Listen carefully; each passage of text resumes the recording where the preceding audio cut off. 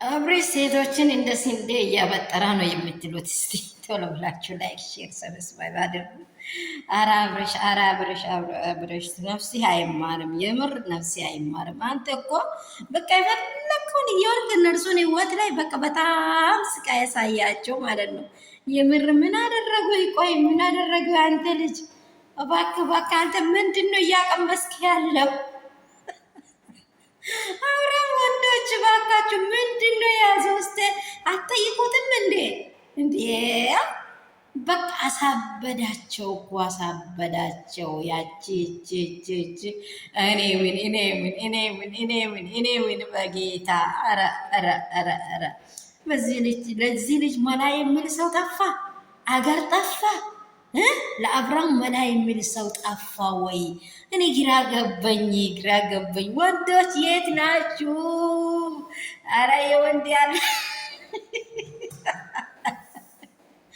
አረ አብረሽ ባክ ያታበጥራቸው። ተው።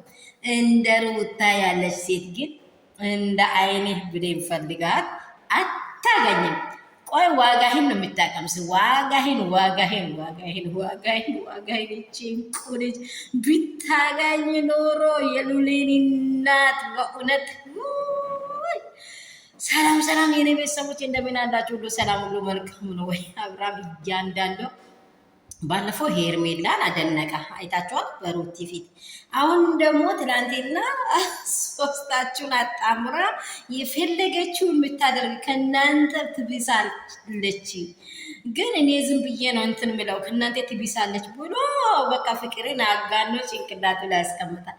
እንድትናደዱ ነው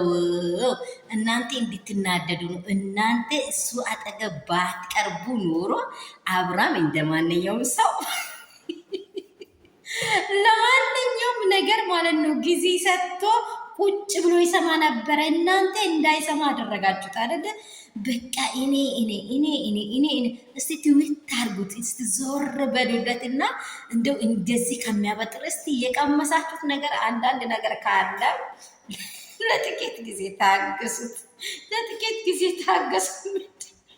ሚጥሚጣ ጨምሮ ነው ወይስ ጨው ጨምሮ ነው ጭንቅላቱ ላይ?